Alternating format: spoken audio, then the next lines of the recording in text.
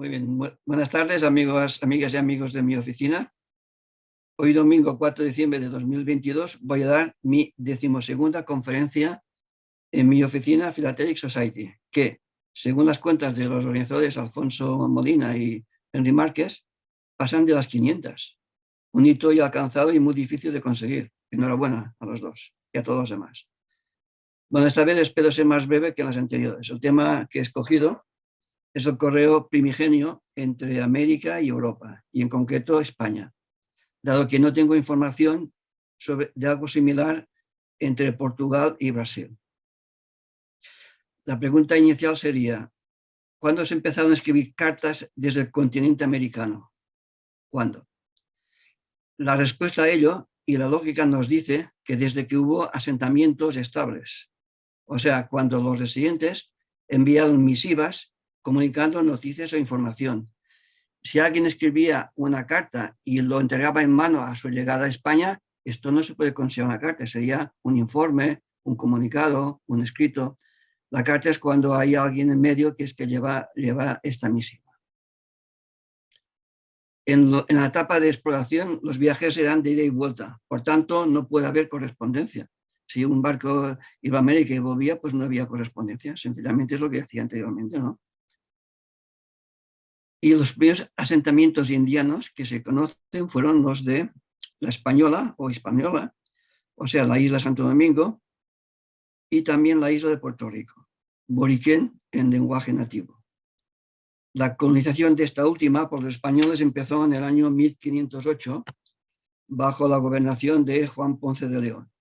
En esta conferencia voy a mostrar una correspondencia de los primeros asientos europeos de esta isla España, en concreto la correspondencia enviada al factor de la Casa de la Contratación de Sevilla. Bueno, pero antes de empezar voy a mostrar una carta transatlántica. Esta es la primera carta que yo conozco transatlántica de mi oficina. Y vamos a analizarla un poquito. Aquí está el remitente que pone Henry Márquez de Fremont, California. El sello de mi oficina. Está franqueada con un bloque de 6 del Jenny invertido, de $2, una buena pieza. Y va dirigida pues, a Barcelona. Este es el código postal.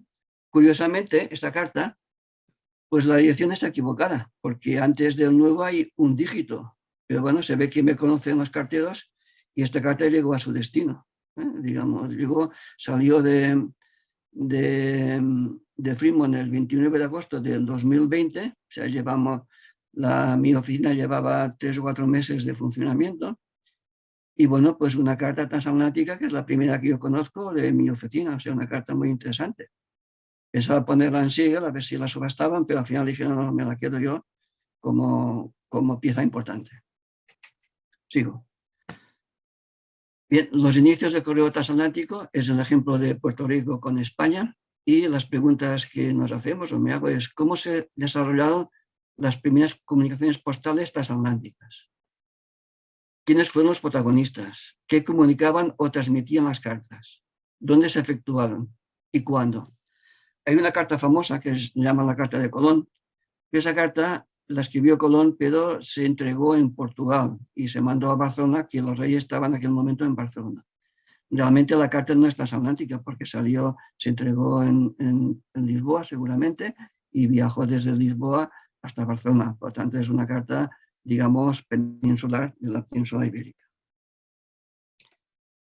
El estudio que presento, esta charla, está basada en una serie de cartas, que aquí hay un grupo de 9 a la izquierda y luego hay otro grupo de 6 a la derecha, que todas ellas van dirigidas, la mayoría, hay una o dos que no, pues aquí a mi señor, el comendador que pone aquí, Isasaga, factor de la Casa de la Contratación en Sevilla.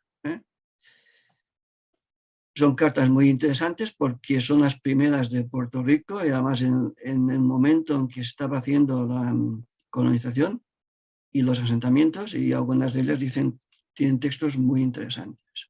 Vamos a avanzar. Esta es la isla de Puerto Rico. El primer asentamiento que se hizo aquí fue en Caparra, que está justo en está en San Juan de Puerto Rico. Allí hay unas ruinas muy interesantes que describen el primer asentamiento que hubo en la isla. Y el segundo fue en San Germán, aunque luego se localizó, que más o menos está por aquí. Es la isla de Puerto Rico. Es interesante conocer cómo era la navegación transatlántica. La navegación saliendo de España, saliendo de Sevilla, estaría por aquí. Lo mejor es seguir la corriente del Golfo, en principio se llama corriente de Canarias, y sigue este ritmo. Baja hasta el paralelo 12, creo que es, y luego va hasta las Antillas Menores y llega a Puerto Rico, Santo Domingo, Cuba, y la vuelta es por el estrecho de las Bahamas, siguiendo el Gulf Stream, y llega hasta el norte de España y luego vuelve a bajar.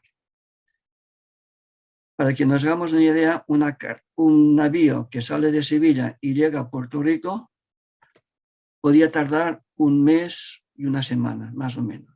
Este es el tiempo normal. Colón, cuando hizo su primer viaje, lo que pasó es que desde las Canarias se fue por aquí al mar de Sargazos, y claro, aquí no hay casi corriente, por eso tardaron 2 meses y una semana en llegar a la isla de Guananí. Si hubiera ido un poco más abajo, hubiera llegado mucho antes. Bien. Fechas clave. 1492, la llegada de los europeos a Guananí. El segundo de viaje de Colón, que llega a la isla de Boriquén, que es Puerto Rico. Boriquén es el nombre que le daban los nativos a esta isla. Otro hito importante es en 1493, que se nombra a Juan Rodríguez Fonseca, que era el arcediano de la Catedral de Sevilla, como administrador de los asuntos de las Indias. Juan Rodríguez Fonseca fue el que organizaba todos los navíos hasta que entró en servicio la Casa de Contratación, desde 1493 hasta 1503 o 1504. Otro hito importante es la Real Prohibición sobre la fundación de la Casa de la Contratación de Sevilla, el 20 de enero de 1503. ¿Cuál era la misión de la Casa de la Contratación? Sencillamente es todo lo que pasaba por las Indias, o mejor, todo lo de las Indias pasaba por la Casa de la Contratación. Luego veremos con un poco más de detalle. En 1508, Juan Ponce de León se hace con el control de la isla de Puerto Rico y funda el asentamiento de Caparra. Bien, esta es la Casa de Contratación en Sevilla, que empezó en 1503 y tuvo una duración hasta 1717, que luego pasó a Cádiz. La Casa de Contratación es la que hacía todos los negocios con las Indias y además recibía todo el oro o la plata que venía de las Indias. El primer emplazamiento que tuvo en Sevilla fue en las Reales Atarazanas, que está como está ahora, que aquí es donde se construían los barcos para ir a América o, bueno, barcos en general, que da las atarazanas de los reyes de España.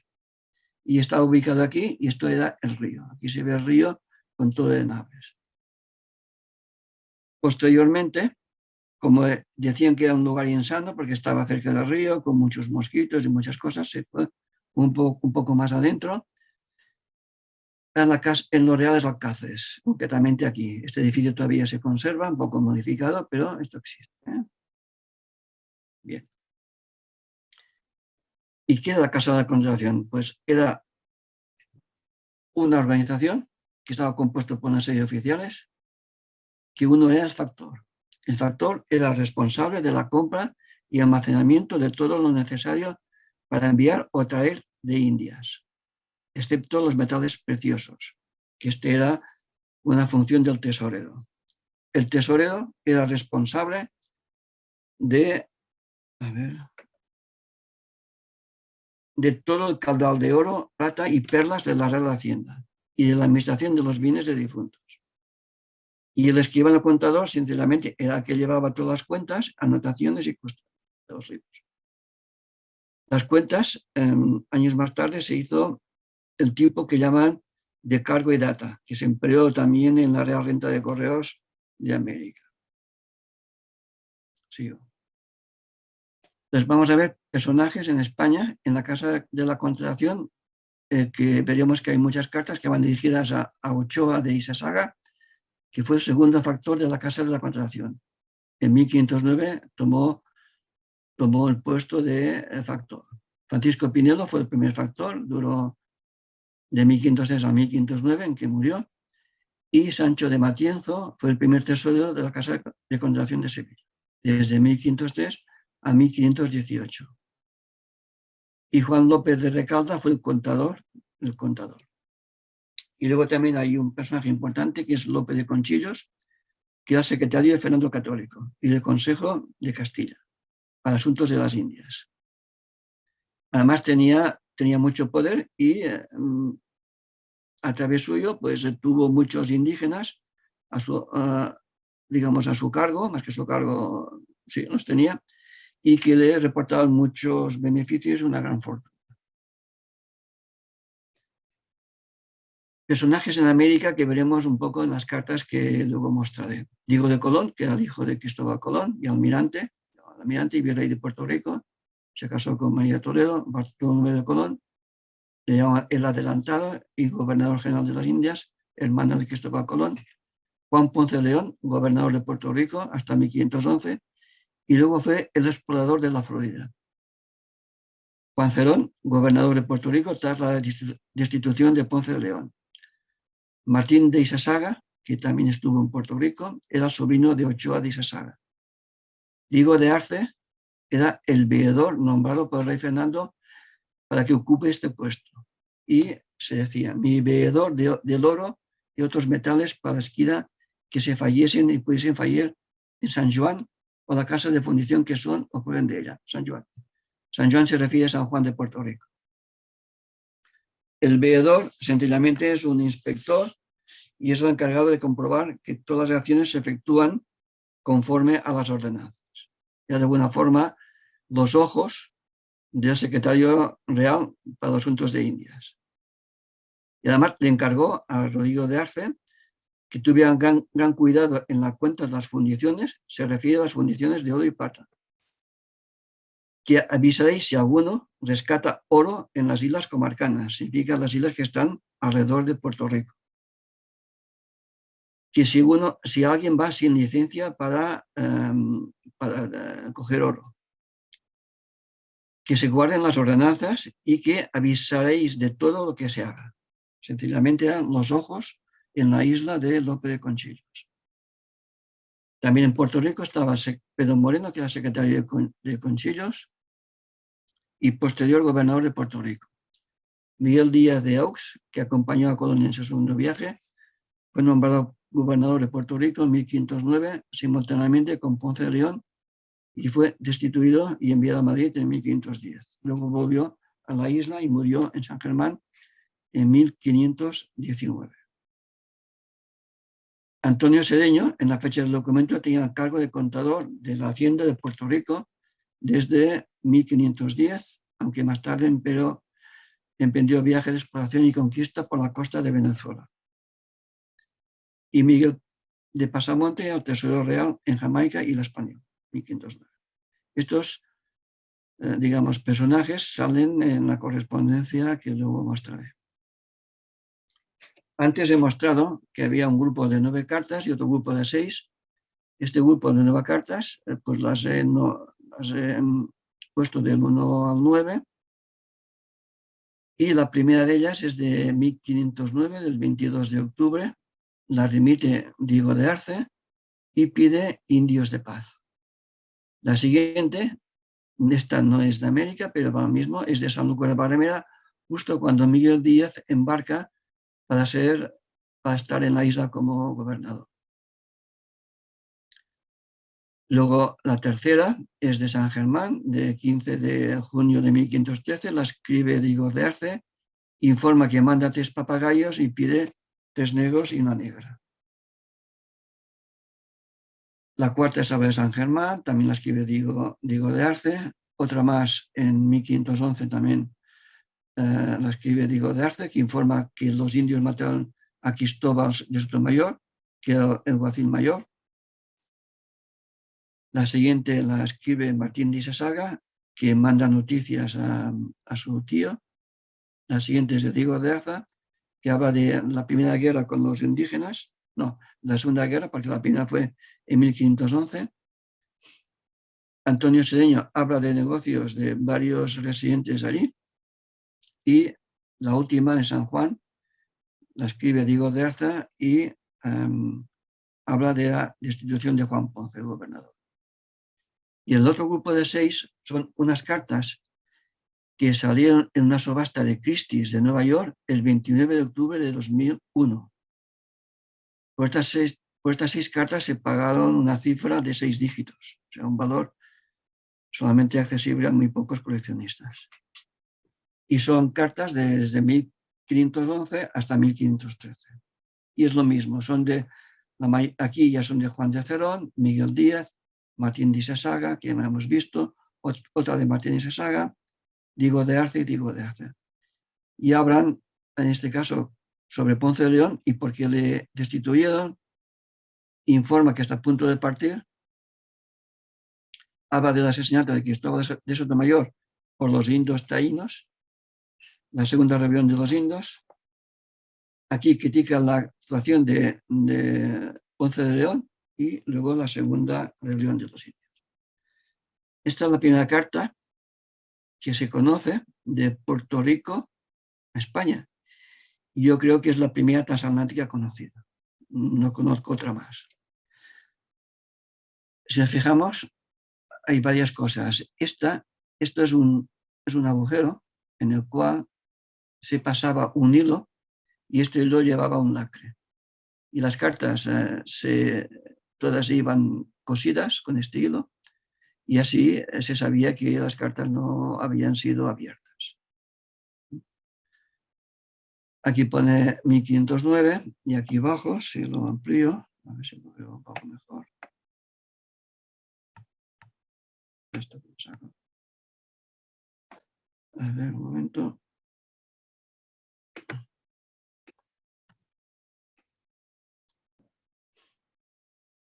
Aquí pone Caparra a 22 de octubre. Y aquí 1509. Esta carta viene a decir, a ver si lo bajo esto.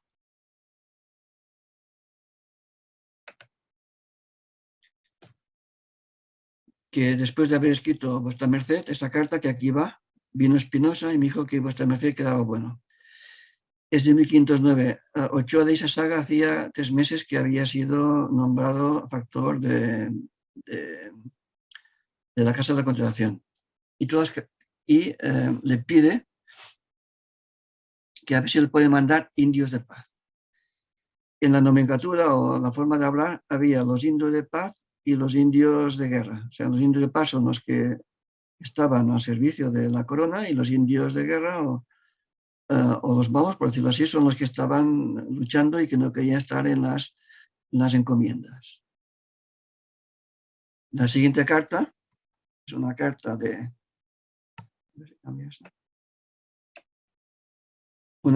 Miguel Díaz, que escribe a Ochoa de Isasaga desde Sanlúcar de Barrameda, que va para allá, informando que ha recibido las cartas y escrituras en las cuales le nombran, pues, creo que era gobernador de la isla. Esta carta está aquí, el 8, o sea, es una V y tres palitos de enero de 1511. La firma, pues, Miguel Díaz, que está aquí la firma. La siguiente carta es interesante, muy interesante, porque, bueno, aquí dice a mi señor, el comendador Ochoa de Isasaga. Aquí pone juez y factor en la Casa de la Contratación en Sevilla. Es interesante porque manda 120 castellanos, que es una moneda equivalente a 0,46 gramos de oro, para que el factor le traiga, o sea, la haga traer, pues 3 negros y una negra, porque él se había quedado sin los indios a su servicio y pide, o sea, manda dinero para que le traigan pues 3 negros y una negra. Y para mí es una de las primeras cartas que yo conozco en la cual se habla de la esclavitud negra en América. Luego fue una cosa común, pero esto estamos hablando de 1513, o sea, y pide que se le manden esclavos negros,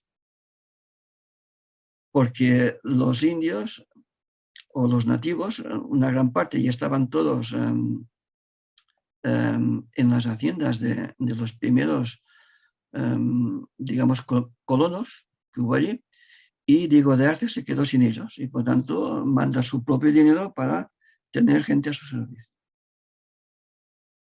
En esa otra carta que también tiene ese talado para pasar un hilo, pide a Ochoa, de esa saga, que es el factor, que no escriba a Miguel Díaz, que en aquel momento era el gobernador, sobre su encomienda, o sea, sobre que él pedía indios de paz, porque no se llevan bien y esto podía perjudicar. La siguiente informa, este es un informe de la guerra contra los indios taínos. Taínos eran los nativos de la isla y en 1511 hubo una sublevación que mataron a Cristóbal de Sotomayor y la mayor parte de la isla está alzada. Más tarde, cuando volvió Ponce de León, pues sometió a los indios y a partir de 1513 ya hubo paz en la isla. Bueno, se saldó matando a casi todo el mundo, ¿no? Según cuenta Bartolomé de las Casas en su libro tercero. Otra carta que esta habla de Juan Cerón, que fue gobernador, fue alguacil de la isla y que tiene agravios con Juan Cerón. Dice aquí: con Serrano escribí vuestra merced una carta y dantes a otros muchos quejándome a vuestra merced de los agravios y fuerzas que Juan Cerón acá me ha hecho, o sea, me ha hecho. Y me ha querido traer ni enviar el remedio hasta fe. Y como dice el refrán, ni después ni más ahora. 11 de marzo de 1512. Perdón, 1513. Aquí está un palito, 2 palitos, 3 palitos, 13. Otra carta más. Esta informa del almirante Diego de Colón desde la Española, Santo Domingo, por las quejas de Cerón y Miguel Díaz por los nuevos repartimientos y que habían fundido más de 30.000 castellanos. Esto significa unos 15 kilos de oro. En aquel momento, los ríos de Puerto Rico llevaban oro y había muchos, era importante tener nativos porque los nativos eran los que se encargaban de buscar el oro en los ríos. Y habla Diego de Arce, escribe a Ochoa de esa saga que en aquel momento pues habían fundido más de 30.000 castellanos, la moneda de aquella época.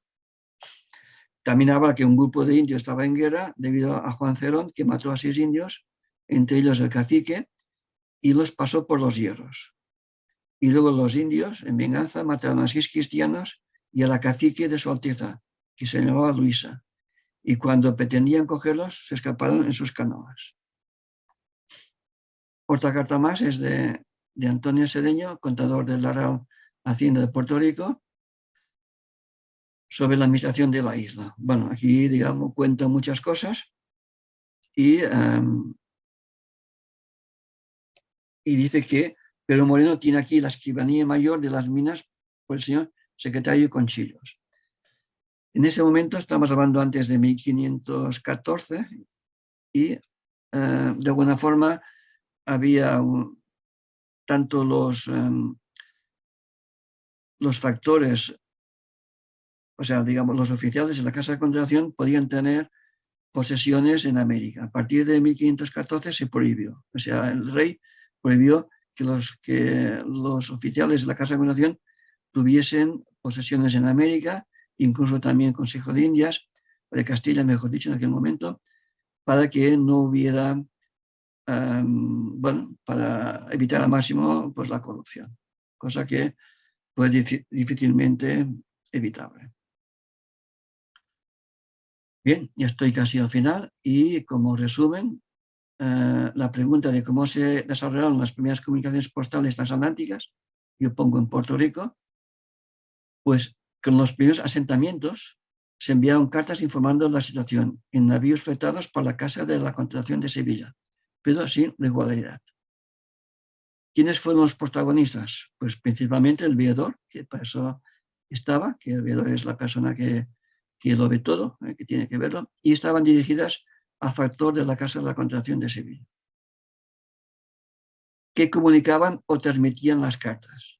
Pues transmitían información sobre la administración de la isla y la guerra con los nativos. ¿Dónde se efectuaron? Bueno, algunas en el primer asentamiento de Puerto Rico, en Caparra, actualmente en la ciudad de San Juan y en San Germán. Y cuando esta serie de cartas disponibles nos informan que fue desde 1509 hasta 1503 y Caparra se fundó en 1508. Y nada más, esta es, digamos, un poco la presentación de las cartas, de las primeras cartas transatlánticas que yo conozco de América a Europa. Muchas gracias, Jesús.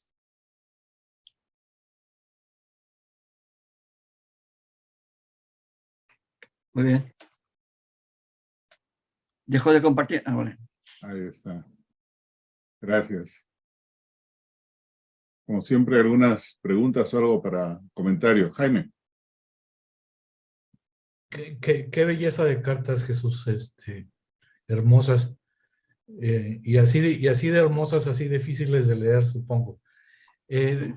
¿Tenemos alguna idea de si hubo algún pago por el tránsito de esas cartas o simplemente era parte del oficio de los veedores y funcionarios el enviar esos mensajes? No, en aquel momento no había aportes, ni había nada, sencillamente iban al factor, que era la persona que se encargaba de todos los suministros a las Indias. Por lo tanto, como ya estaban asentados, cuando llegaba un barco, pues sencillamente, y que volvía a Sevilla, se lo entregaban a, pues supongo, pues al capitán o quien fuere, para que lo entregase a factor. También hay mucha correspondencia, que aquí no la cito, pero lo he visto, pero no con cartas, sino con informes de los contadores sobre la administración de Puerto Rico, desde 1512 en adelante. Esto lo vi en Archivo de Indias de Sevilla hace unos meses. Pero no está en cartas, está en informes. O sea, son informes escritos que llegaron a Sevilla y están allí. No tienen la parte de delante que dice dirigido a tal. Son cartas como si fuese unas en el interior de otras. No sé si me explico bien. Jesús, buenas tardes. Pues muy interesante, yo no conocía esas cartas. ¿Sabes quién es el dueño de ellas actualmente? Bien, las cartas de Christie's de Nueva York no sé quién es el dueño. Y las otras se repartieron y unas fueron a Bolafi, otras que era de Invesfila y se repartieron un poquito. Pero básicamente unas cuantas las tiene Bolafi. Bolafi tiene una de las mejores colecciones del mundo de primeras cartas de cualquier tipo. Tiene un museo, creo que es en Turín, que allí tiene pues verdaderas joyas de la filatelia y la historia postal, ¿no? Entre ellas cartas, algunas de estas. Muy bien, gracias. Mauricio. Gracias, Jesús, por la charla. Bueno, una de las preguntas que te iba a hacer, se me adelantó Manuel, era preguntarte quién tiene estas cartas o quién es el propietario de estas hermosas piezas que nos mostraste. Pero la otra pregunta que te tenía era, bueno, asumo que en estos primeros años la frecuencia de los barcos no era, no era mucha. Como cada cuánto salía un barco o como cuánto había que esperar a que se pudiera, a que hubiera la posibilidad de enviar un mensaje, ya sea a la península o hacia las Indias. Buena pregunta. Yo este tema también lo he estado intentando estudiar. He visto las fechas de las cartas y si tienen fechas diferentes, una parte importante son de 1511, creo que hay 7 u 8 diferentes. Significa eso que por lo menos hubo 7 u 8 viajes en este año. También es cierto que a partir de cierta época, ya esto ya lo supieron, que en el Caribe pues hay muchas tormentas y a lo mejor hay algunos meses, no sé si sería octubre o septiembre, que a lo mejor habría menos. Exactamente no está reportado con qué frecuencia lo hacían. No había una frecuencia establecida en aquel momento hasta que empezaron empezaron los corsarios y los piratas a atacar las naves españolas. Entonces sí que se reguló con el sistema de flotas y galeones. Muchísimas gracias. Jesús, una curiosidad referente a ese lote de cartas. Una parte apareció en Christie y como mencionas, las otras se distribuyeron con otros coleccionistas o comerciantes. Pero si estaban dirigidas a esta entidad de la corona, ¿cómo es que aparecieron en el mercado? ¿O es que todavía no estaba formalizado el archivo de Sevilla o algo y estas fueran más que nada consideradas como particular y siglos después aparecen en el mercado? Buena pregunta, Henry. Cuando yo tuve en mis manos la primera, lo primero que hice fue irme a Sevilla, al Archivo de Indias. Porque claro, el Archivo de Indias es la que tenía toda la correspondencia con América. Y Claro. la Casa de la Contratación, lógicamente, debió pasar allí. Incluso hay una sección importante que se llama Contratación, que allí está toda la documentación de la Casa de la Contratación. Fui a hablar con el subdirector, te hablo de hace ya más de 20 años. Y le pregunté si esta carta, una carta de ellas, estaba, digamos, podía haber sido robada o extraída. Lo estuvo consultando y me dijo que no había constancia de ello. Pero claro, es que hay dos fuentes. Una fuente de estas 9 cartas, una de ellas perteneció a Yamil Uri, y luego hay otras 6 más que aparecieron en Christie's en 2001. Y son de conductos diferentes. Y la verdad es que sí, seguramente salieron de España de algún archivo, eso no hay ninguna duda. Pero fueron a América. Y bueno, pues en América luego se empezó a distribuir, ¿no? Pero sí, fueron a América. Interesante. Y el archivo de Sevilla ya para esa época obviamente existía todo, ¿no? Entonces, ¿A qué te refieres? ¿A qué época?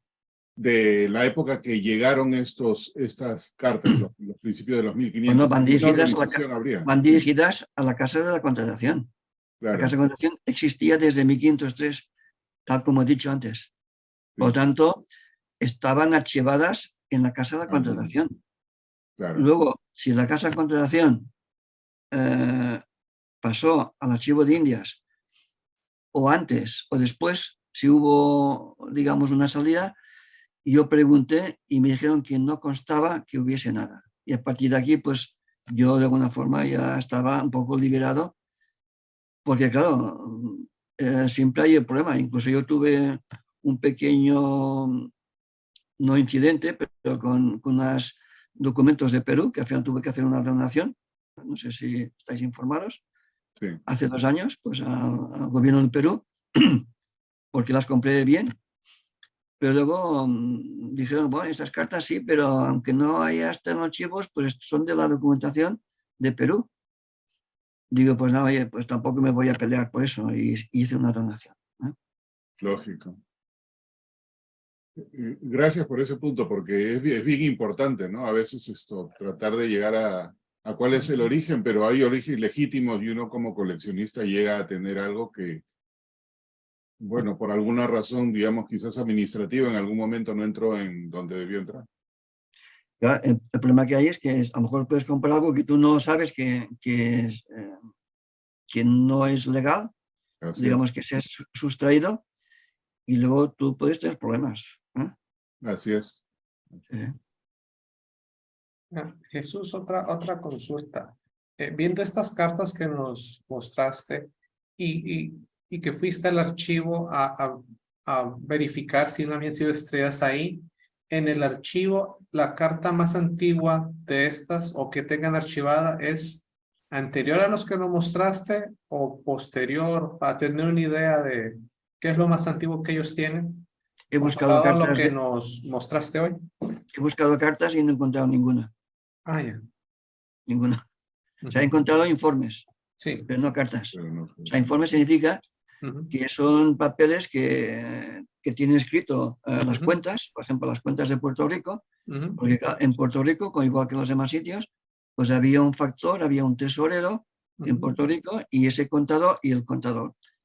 Y el contador pues escribía todo, entonces lo enviaba pues al tesorero de la casa de contratación, pero son informes, o sea, son informes de tal día, informe de tal fecha, y hay cientos o miles de informes de estos. Pero yo no he encontrado ninguna carta. He mirado, he preguntado si en la parte de en el reverso hay la dirección y no he visto ninguna. No digo que no exista, ¿eh? Yo no la he visto. Entiendo. Gracias. Bueno, Bueno, pues nada, vamos a ver el partido. así es. Con eso entonces, Jesús, muchas gracias y gracias a todos los que estuvieron el día de hoy. Igualmente. Perfecto. Saludos. Y el día de mañana.